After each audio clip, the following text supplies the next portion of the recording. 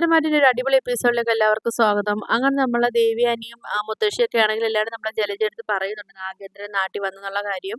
അതുപോലെ ജ്വല്ലറിയുടെ ഓണർ നമ്മളെ നാഗേന്ദ്രനാണെന്നൊക്കെ പറയുന്നുണ്ട് ട്ടോ. ആ സമയത്ത് നമ്മളെ ജലജയ്ക്കാണെങ്കിൽ ആകെ ടെൻഷനും പേടിയൊക്കെ ആവുന്നുണ്ട്.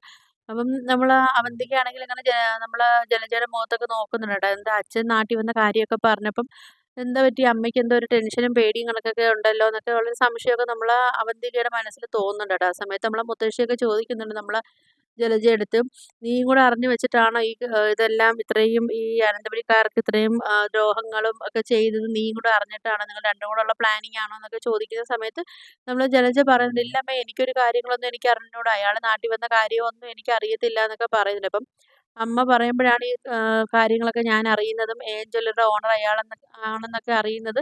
അപ്പം അമ്മ പറയുമ്പോഴാണ് എനിക്കറിയാവുന്നത്. അതുവരെ എനിക്ക് ഇതിനെക്കുറിച്ചൊന്നും എനിക്കറിയത്തില്ല എന്നൊക്കെ നമ്മളെ ജലജയാണെങ്കിൽ ഇങ്ങനെ സത്യം ചെയ്തൊക്കെ പറയുന്നുണ്ട്. അങ്ങനെ നമ്മള് അവന്തികയാണെങ്കിൽ അവിടെന്നങ്ങ് പോവുകയൊക്കെ ചെയ്യുന്നുണ്ട് കേട്ടോ. പോയിട്ടാണെങ്കിൽ നേരെ പോയി നമ്മളെ നാഗേന്ദ്രനെ വിളിക്കുകയൊക്കെ ചെയ്യുന്നുണ്ട്. എന്നിട്ട് നാഗേന്ദ്രൻ്റെ അടുത്ത് പറയുന്നുണ്ട്, "അച്ഛാ ഇത് കണക്ക് അമ്മ അറിഞ്ഞിട്ടുണ്ട്. മുത്തശ്ശി പറഞ്ഞ അച്ഛൻ നാട്ടിൽ വന്ന കാര്യമൊക്കെ അമ്മ അറിഞ്ഞിട്ടുണ്ടെന്നൊക്കെ പറയുന്നുണ്ട് കേട്ടോ." ആ സമയത്താണെങ്കിൽ നമ്മൾ അവന്തിക പറയുന്നുണ്ട്, "അതെന്താ വെച്ചാ അച്ഛൻ്റെ കാര്യം പറഞ്ഞപ്പോൾ അമ്മയാണെങ്കിൽ ആകെ പേടിച്ചൊക്കെ നിൽക്കുന്നുണ്ടായിരുന്നല്ലോ" എന്നൊക്കെ പറയുന്നുണ്ട്. അമ്മയുടെ മുഖത്താണെങ്കിൽ ഭയങ്കര ടെൻഷനൊക്കെ ആയിരുന്നല്ലോ എന്നൊക്കെ പറയുന്നുണ്ട്. അപ്പം നാഗേന്ദ്രൻ പറയുന്നുണ്ട്, "അതെന്തായാലും അവൾക്ക് കാണാതിരിക്കത്തില്ലല്ലോ മോളെ. അന്ന് അവിടുന്ന് അവൾ അച്ഛൻ എന്നെ അടിച്ചിറക്കുന്ന സമയത്താണെങ്കിൽ അവൾ എൻ്റെ കൂടെ വരികയോ വയ്ക്കുകയോ ഒന്നും ചെയ്തില്ലല്ലോ. അവൾക്കപ്പം അവളെ സ്വന്തം കാര്യങ്ങൾ മാത്രം അവൾക്ക് നോക്കിയാൽ മതിയായിരുന്നു. അതുകൊണ്ട് അവൾ നിന്നില്ലേ. അപ്പം തിരിച്ചെന്തായാലും അച്ഛൻ ഇനി തിരിച്ച് ഇവിടെ വരത്തില്ല എന്നൊക്കെ അവൾ വിചാരിച്ച് കാണുമെന്നൊക്കെ പറയുന്നുണ്ട്. അപ്പം എന്തായാലും അച്ഛനിപ്പം ഒരു ജ്വല്ലറിയുടെയൊക്കെ ഉടമയൊക്കെ ആയിട്ട് ഞാനിവിടെ തിരിച്ചെത്തിയപ്പം അവൾക്ക് ഇനി ഞാൻ അവളുടെ അടുത്ത് പ്രതികാരം തീർക്കാനൊക്കെ ആയിരിക്കും വന്നേന്നൊക്കെ ഉള്ളൊരു വിചാരമായിരിക്കും അവളെ മനസ്സിലെന്നൊക്കെ അങ്ങനെ നമ്മുടെ നാഗേന്ദ്രൻ പറയുന്നുണ്ട്. എന്തായാലും അവളെക്കുറിച്ചാണെങ്കിൽ ഇപ്പോൾ എനിക്കൊന്നും കേൾക്കുന്നതോ അവളെ കാണുന്നത് പോലും എനിക്ക് ഇഷ്ടമല്ലാതെ വന്നിരിക്കുക. അത്രയ്ക്കും ദേഷ്യമാണ് എനിക്ക് അവളുടെ അടുത്തെന്നൊക്കെ നമ്മുടെ നാഗേന്ദ്രൻ പറയുന്നുണ്ട്.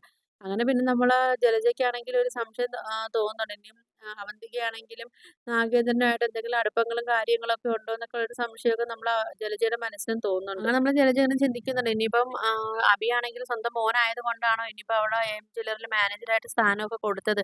അപ്പോൾ ഇനി എന്തായാലും അതിനെക്കുറിച്ച് അറിയണമല്ലോ. ഇനി അഭിയാണെങ്കിൽ അവിടെ വെച്ചിട്ടാണെങ്കിൽ ഇനി അച്ഛനെ കണ്ടിട്ടുണ്ടോ? അത് ഇനി അവന്തികയും അച്ഛനെ കണ്ടിട്ടുണ്ടോ എന്നൊക്കെ അറിയണമല്ലോ.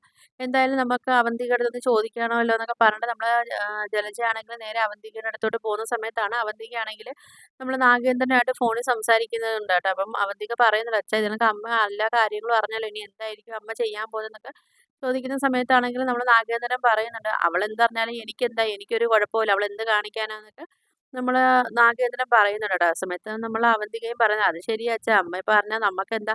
നമുക്ക് നമ്മളെ ലക്ഷ്യങ്ങള് നടപ്പാക്കി എടുക്കണം. അത് മാത്രമേ ഉള്ളൂ ഇപ്പം നമ്മളെ മുന്നിലെന്നൊക്കെ" പറയുന്നുണ്ട് ട്ടോ. ഇനിയിപ്പോ അടുത്ത ലക്ഷ്യം എന്ന് പറഞ്ഞാൽ നമ്മള് അനിയേട്ടനുമായിട്ട് എങ്ങനെയെങ്കിലും കല്യാണം നടത്താൻ നോക്കണം. ബാക്കിയുള്ള കാര്യങ്ങളെല്ലാം ഇതുവരെക്കും നമുക്ക് ചെയ്തതെല്ലാം നമ്മള് പരാജയപ്പെട്ടു പോയില്ലേ. അപ്പൊ ഇനി എന്തായാലും ആ ഒരു കാര്യങ്ങള് നമുക്ക് നടത്തിയെടുക്കണമെന്നൊക്കെ ഉള്ളൊരു കാര്യങ്ങളൊക്കെ നമ്മള് അവന്തികയാണെങ്കിൽ നാഗേന്ദ്രന്റെ അടുത്ത് പറയുന്നുണ്ട് കേട്ടോ. അപ്പൊ ഇത് ആണെങ്കിൽ നമ്മളെ ജലജയാണെങ്കിൽ ഒളിഞ്ഞിന്ന് കേൾക്കുന്നുണ്ട്. അപ്പൊ ജലജ പറയുന്നുണ്ട്, "ഓഹോ! അപ്പൊ അച്ഛനും മക്കളും എല്ലാം കൂടെ ചേർന്നിട്ടാണല്ലേ എന്നെ ചതിക്കാൻ വേണ്ടി നോക്കിക്കൊണ്ടിരിക്കുന്നതെന്നൊക്കെ" നമ്മളെ ജലജ ഇങ്ങനെ ചിന്തിക്കുന്നുണ്ട്. അപ്പം എന്തായാലും അയാൾ ഇവിടെ കേറി പറ്റിയാൽ ഒട്ടും ശരിയാവത്തില്ല. കേറി പറ്റിക്കഴിഞ്ഞാൽ പിന്നെ വീണ്ടും ഇവിടെ കുളം തൊടുകയും ചെയ്യും. പിന്നെ എനിക്കാണെങ്കിൽ ഇവിടെ ഒരു സ്ഥാനവും എനിക്ക് കിട്ടത്തതുമില്ല. അയാളാണെങ്കിൽ എന്നോട്ട് സ്വീകരിക്കാനും പോകുന്നില്ല എന്നൊക്കെ നമ്മളെ ജലജ ഇങ്ങനെ പറയുന്നുണ്ട്. അങ്ങനെ നമ്മള് ജലജ ഇങ്ങനെ ചിന്തിക്കുന്നുണ്ട്. എന്തായാലും അയാൾ ഉറപ്പായിട്ടും എൻ്റെ അടുത്ത് പ്രതികാരം തീർക്കും. കാരണം വെച്ചാല് അന്ന് അച്ഛൻ്റെ കൂടെ ഞാൻ നിന്നിട്ട് അയാളെ കൂടെ പോവാത്തതിൻ്റെയൊക്കെ ഉള്ള എല്ലാ ദേഷ്യങ്ങളും അയാൾക്ക് എൻ്റെ അടുത്ത് കാണും. അത് കാരണം എന്തായാലും ഉറപ്പാണ് വേറൊന്നും വിചാരിക്കേണ്ട. എൻ്റെ അടുത്ത് അയാൾ പ്രതികാരം തീർക്കും എന്നൊക്കെ നമ്മളെ ജലജ ഇങ്ങനെ പറയുന്നുണ്ട് ട്ടോ. എന്തായാലും ഇനി എൻ്റെ മക്കളെയെങ്കിലും ഇനി അയാള് വശത്താക്കിയിട്ടുണ്ടെങ്കില് അവരുടെ അടുത്ത് കാര്യങ്ങളൊക്കെ പറഞ്ഞിട്ട് ഞാൻ തിരിച്ച് പിടിക്കണം.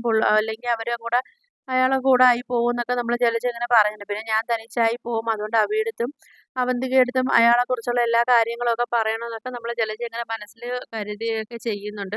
അപ്പോൾ നിങ്ങൾക്ക് വീഡിയോസൊക്കെ ഇഷ്ടപ്പെട്ടാ ഒന്ന് ലൈക്ക് ചെയ്ത്, ഷെയർ ചെയ്ത്, സബ്സ്ക്രൈബ് ചെയ്ത്, കൂടെയുള്ള ബെല്ലൈക്കൺ എനേബിൾ ചെയ്ത്, ഒന്ന് ഹൈപ്പ് ചെയ്ത്, ഒന്ന് സപ്പോർട്ട് ചെയ്യണേ.